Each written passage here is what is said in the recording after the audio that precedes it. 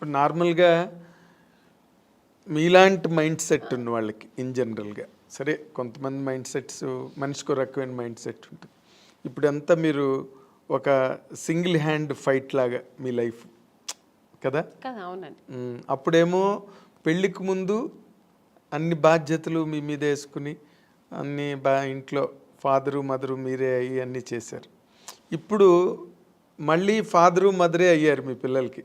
అవునండి కదా, single hand fight. ఇప్పుడు మళ్ళీ ఈ లైఫ్ ఎలా అనిపిస్తుంటుందండి మీకు ఇన్ జనరల్గా? అంటే ఇక్కడ ఫాదరు మదర్ అని కాదండి, నేను ఎక్కువ కేర్ తీసుకుంటుంటాను.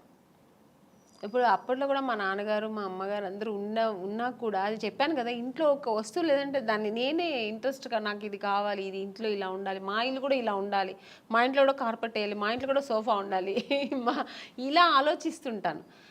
వాళ్ళ ఇంట్లో ఉంటే మనకెందుకు, మేము ఇలాగే ఉంటాం అని ఉండదు నాకు. ఒక ఇంట్లో చూసానంటే ఆ కెపాసిటీ మనం కూడా ఎందుకు కొనలేమా, కొనొచ్చు కదా అని ఆ మైండ్ సెట్ అలాగే లైఫ్లో కూడా వచ్చింది. ఇప్పుడు మన పిల్లలు ఆ అమ్మాయి స్విమ్ చేస్తారు, ఎందుకు మా సిస్టర్ కూడా నేర్చుకుని అలాగే ఇప్పుడు మా పిల్లలు కూడా. సో అందుకని అమ్మా నాన్న వాళ్ళకి ఉన్నా కూడా వాళ్ళు చెయ్యనేది నేను చేస్తాను. అలాగే ఇప్పుడు కూడా అంతే, మా పిల్లలు కూడా నేను ఎక్కువ ఇంట్రెస్ట్ చేస్తాను. ఇప్పుడు కూడా మా పిల్లల అదర్ యాక్టివిటీస్ అంటే నేనే వెళ్తుంటాను, నేర్చుకోమంటుంటాను. మా పిల్లలు, మమ్మీ నీకు వేరే పనే ఉండదా మమ్మీ, ఎప్పుడు ఇంటికి వస్తే ఇది చేయి అది చేయని ఎప్పుడు ఇలా శాసిస్తూనే ఉంటావా, స్విమ్మింగ్ వెళ్ళమంటావు, దీనికి నాకు రెస్టే ఇవ్వవా మమ్మీ అంటుంది మా అమ్మ. ఇప్పుడు ఇంకా దానికి ఎంత 7 years, అసలు రెస్టే ఇవ్వవా మమ్మీ, నువ్వు ఎప్పుడు బిజీగానే ఉండాలా, మేము కొంచెం రిలాక్స్ అని ఇవ్వ మేడం మమ్మీ అంటది. అండ్ ఇప్పుడు ఈ జనరేషన్ పిల్లలకి టార్గెట్స్ ఎక్కువైపోయి వాళ్ళు మన టైంలో చదువులు వేరు. ఇప్పుడు మా సిస్టర్ అంతా అసలు భయపడేవారండి, నాకు మాట్లాడేవారు కాదు, నేను ఏం చెప్తే వినేవారు అనమాట. 5 o'clock లేవా, ఓకే అమ్మ అక్క లేస్తున్నాను అక్క అంతే. ఇప్పుడు పిల్లలు కొంచెం ఆర్గ్యుమెంట్ చేస్తారు, ఏంటి మమ్మీ పొద్దునే నీ గోలా, ఎందుకు ఇంత తొందర లేపుతాను, నేను నిద్రపోని మమ్మీ, నాకు I have to sleep mummy అంటది మా అమ్మాయి. అదేలేండి. కానీ నేను ఇంకొక చాలా డెలికేట్ ఇష్యూ అండి, బట్ ఈ తరం హీరోయిన్లకి కొంతమందికి మీలాంటి ఒక సీనియర్ యాక్ట్రెస్ చెప్పే మాటలు వాళ్ళకి హెల్ప్ కావచ్చు. ఒక్కొక్కసారి ఒక ఇంటర్వ్యూలో మాటలు విన్నప్పుడు మీరు ఇంత ఒక డొమెస్టిక్ మైండ్ సెట్, ఒక హౌస్ వైఫ్కి ఏం కావాలో ఆ అవసరమైన ఆ మానసిక పరిణితనండి, పరిపక్వతనండి, అన్ని వైపుల నుంచి అన్ని జాగ్రత్తగా సంరక్షించుకుంటూ వచ్చే ఒక లైఫ్ స్టైల్ మీది, మైండ్ సెట్. కానీ but where the mistake happened అండి మీ పర్సనల్ లైఫ్లో? నాకేం మిస్టేక్ ఏం జరగలేదండి. మిస్టేక్ ఏముంది, మిస్టేక్ అంటే ఇప్పుడు హీరోయిన్గా ఉన్నాను, కొన్ని హీరోయిన్ అవ్వడానికి ఏం ఫేస్ చేయాలో చేశాను, హీరోయిన్ అయ్యాను. అంటే ఫేస్ చేశానంటే ఎక్స్పీరియన్స్ అయింది తప్ప, ఇలా ఉండాలి, ఓకే ఇదిగా నెగటివ్స్ లేదు, ఇలా ఓకే ఇది ఉందా, నెగటివ్ ఉందా మనకొద్దు, ఓకే దూరంగా ఉందాం, ఓకే నెక్స్ట్ మంచి జరిగింది, హీరోయిన్ అయ్యాను. పెద్ద డైరెక్టర్ గంగేమ్రన్ గారు, ఇక్కడ తెలుగులో ఈవి సత్యనారాయణ గారు, చేశాను. ఓకే ఐ లక్, దేవుడు గాడ్ గ్రేస్. అలాగే ఇంకా మ్యారేజ్ లైఫ్లో కూడా ఒక మ్యారేజ్ చేసుకున్నాను, నాకేం పెద్ద టెన్షన్స్ లేదు. నేను అనుకున్నట్టే నేను ఎలా ఉండాలనుకున్నా అలాగే ఉంటున్నాను హ్యాపీగా. నాకు అక్కడ ఏం రిస్ట్రిక్షన్స్ లేదు, ఏ ఫోర్స్ లేదు, నేను ఎలా ఉండాలో అలా. ఇంట్లో ఫ్రీ బర్డ్ నేను. కానీ చాలా విచిత్రమైన విషయం, అందరూ విచిత్రంగా ఆమన్ గారి విషయంలో ఫీల్ అయ్యేది, మీరు చాలా దైవభక్తురాలు, సంప్రదాయవాది, అసలు 16 అణాల హిందూ అమ్మాయి, ముస్లిం పర్సన్ని ఎలా చేసుకోవడం అన్నది అసలు సంథింగ్. అంటే నాకు మతాల మీద నమ్మకం లేదండి. నాకు రిలీజియన్ అనేది ఏం లేదు, ఆడ మగ అంతే. అంటే ఇప్పుడు నేను పెరుమాళ్ బాలాజీని ముక్త అంటే అది నా ఇంట్రెస్ట్, నాకు అది ఇష్టం. అందుకని అల్లా ముక్తున్న తప్ప నేను అనట్లేదు, జీసస్ ముక్త తప్ప అనట్లేదు. జీసస్ నాకు ఇష్టమైతే నేను ఇప్పుడు నాకు కూర్చున్నప్పుడు చర్చికి వెళ్ళాలి అనిపిస్తే వెళ్తాను. అలాగా నాకు చర్చికి వెళ్ళే వాళ్ళు చాలా మంది, అలాగే నాకు ఫ్రెండ్స్ కోసం కూడా రిలీజియన్ మతాల మీద పెద్ద ఇదేం లేదు నాకు. సో అందుకని నాకు ఆ ప్రాబ్లమ్స్ లేదు. కానీ నాకు ఇష్టం పూజలు చేయడం, ధ్యానం చేయడం, మంత్రాలు చదవడం ఇవి నాకు ఇంట్రెస్ట్. అది నేను చేసుకుంటా. అందుకని వేరే వాళ్ళ మీద నువ్వు ఇలాగే చేయాలి, ఇదే నమ్మండి, ఇది చేయండి అని నేను ఎవరిని ఫోర్స్ చేయను. వాళ్ళు చేస్తున్నది కూడా నేను తప్పని నేను అన్నాను. అదే రుద్దరు మీ అభిప్రాయం ఎదుటి వాళ్ళ మీద రుద్దను. వాళ్ళు చేస్తున్న అంటే మీ మదర్ వైపు నుంచి కానీ ఎప్పుడు అపోజిషన్ రాలేదా? నాకు ఏది ఇష్టమో ఎవరు నన్ను ఎప్పుడు ఏమనలేదండి. మా అమ్మగారు ఒక్కటే, నువ్వు ఎవరైనా పెళ్లి చేసుకో, ఎలాగైనా చేసుకో, ఎలా అయినా ఉండు, సినిమా ఇండస్ట్రీని వదలద్దు. ఎందుకంటే అమ్మ నేను ఎంత కష్టపడ్డానో నాతో పాటు అమ్మ కష్టపడింది. అవును, ఎక్కడా కూడా అమ్మ నన్ను కష్టపడనివ్వకుండా ఆవిడ కష్టాలు అనుభవించినా నన్ను హీరోయిన్ చేసింది. అలాంటి ఒక ఇండస్ట్రీని హీరోయిన్ అవ్వడానికి నువ్వు ఎన్ని కష్టాలు పడ్డావు, అలాంటి ఒక ఇండస్ట్రీని వదలొద్దు. నువ్వేంటే నువ్వు ఇష్టపడి వచ్చావు, ఆ కళామ తల్లి నిన్ను అనుకుని నీకు ఇచ్చింది, ఆ కళామ లైఫ్ లాంగ్ కొనసాగించు. ఇప్పటికీ మీ మదర్ మీతోనే ఉన్నారు, నాతోనే ఉన్నారు.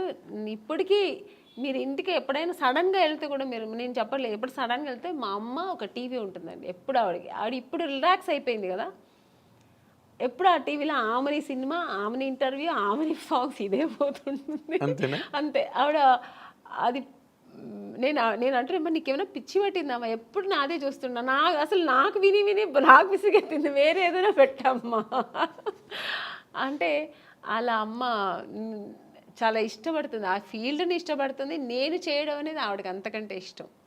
సో అందుకని నన్ను ఎప్పుడు అమ్మ అనేది, షూటింగ్ వెళ్తానంటే నాకంటే ఎక్కువ సంతోషపడేది మా అమ్మాయి ఇప్పటికీ.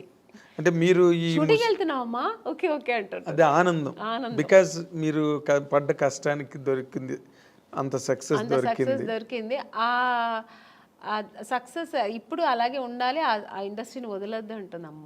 ఎగ్జాక్ట్లీ. అంటే ఇప్పుడు మీరు ముస్లిం పర్సన్ చేసుకున్న కారణంగా ముస్లిం మతం తీసుకోవడం అలాంటివి ఏం చేయలేదా మీరు? ఏమీ లేదండి. నేను ఎలా మైసెల్ఫ్ నేను ఎలా ఉన్నానో అలాగే ఉన్నాను, అలాగే ఉంటూ ఉంటాను. నాకు ఏది అలాంటి ఒక ప్రాబ్లమ్స్ ఏమీ లేదు, ఎప్పుడు లేదు, ఇప్పుడు లేదు, ఎప్పుడు లేదు. ఎందుకంటే చాలా మంది వెంటనే ముస్లిం మతం తీసుకుని, అంటే ముస్లిం అని కదా, ఏ మతం వాళ్ళని చేసుకుంటే, నేను అలా ఉంటే అసలు నాకు అలాంటి కాంట్రవర్సీ నాకు ఫస్ట్ ఆఫ్ ఆల్ నచ్చదు. ఇలా ఉంటేనే అలాగా ఫోర్స్ అసలే నచ్చదు నాకు. ఓకే, నాకు ఎప్పుడు నాకని కొన్ని ఎథిక్స్, కొన్ని ఫ్రీడమ్స్ ఉంటాయి. అది ఏ విషయంలో అయినా, ఇది ఒక మ్యారేజ్ అనే కాదండి, పిల్లల విషయంలో కూడా అంతే. ఇప్పుడు నేను పూజ చేస్తున్నా అంటే నన్ను డిస్టర్బ్ చేయకూడదు 1 hour, నా పిల్లలైనా సరే.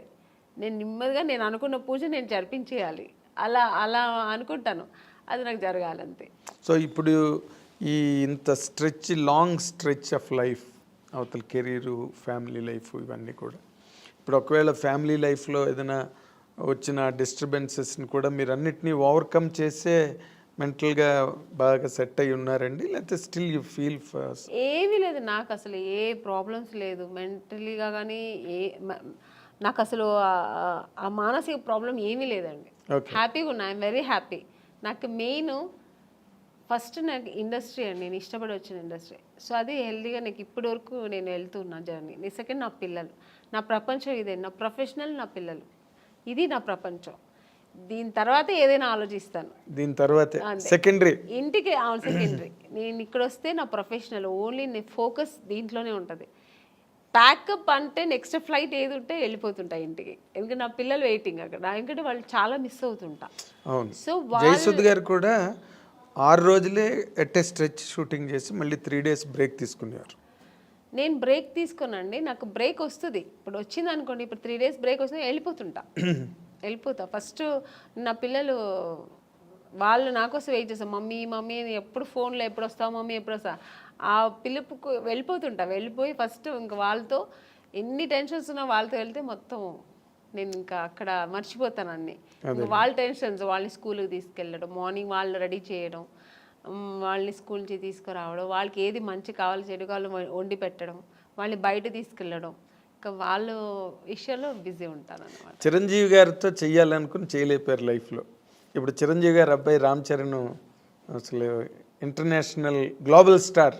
అవునండి. రామ్ చరణ్తో చేసే అవకాశం ఏమైనా ఉందా మీరు? ఇప్పుడు లేదు, వస్తే మాత్రం చేస్తానండి హ్యాపీగా.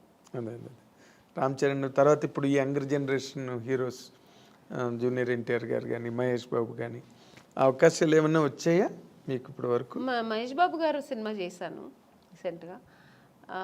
ఇంకెవరితో అవకాశం రాలే. వస్తే మాత్రం హ్యాపీగా చేస్తానండి, చాలా సంతోషంగా చేస్తాను. వాళ్ళు బాగా మీకు ఇష్టమైన హీరో ఎవరండి యంగర్ జనరేషన్లో? అందరూ ఇష్టమే. అంతేనా? ఎక్కువ అనుకుంటే నాకు జూనియర్ ఎన్టీఆర్ గారు అంటే చాలా ఇష్టం. అవునా? ఆయన సినిమాలు బాగా చూస్తుంటా ఇప్పట్లో. అంటే ఎందుకు? అంటే ఆయన కూడా బాగా డాన్స్ ఎనర్జెటిక్గా బాగా చేస్తారు. అంటే అందరూ చెయ్యరని చెప్పట్లేదు. ఇప్పుడు రామ్ చరణ్ గారు కానీ, మన మహేష్ బాబు గారు అందరూ ఇష్టమే. కానీ ఆయన సినిమాలు ఏదో కొంచెం ఎక్కువ మాస్ ఎక్కువ ఉంటుంది కొంచెం. సో అదే మాస్ హీరో. హీరో అందుకని ఆయన ఫస్ట్ ఇది కూడా బిగ్ బాస్ చేసేది కూడా నేను చాలా ఇంట్రెస్ట్గా చూశాను నేను. అవునా? అంత చిన్న వయసు అంత చక్కగా మాట్లాడడం అన్ని చక్కగా స్పీకర్. నెక్స్ట్ ఇప్పుడు నాగార్జున గారిది కూడా బాగుంది.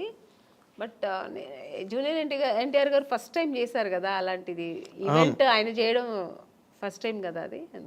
ఎగ్జాక్ట్లీ. సో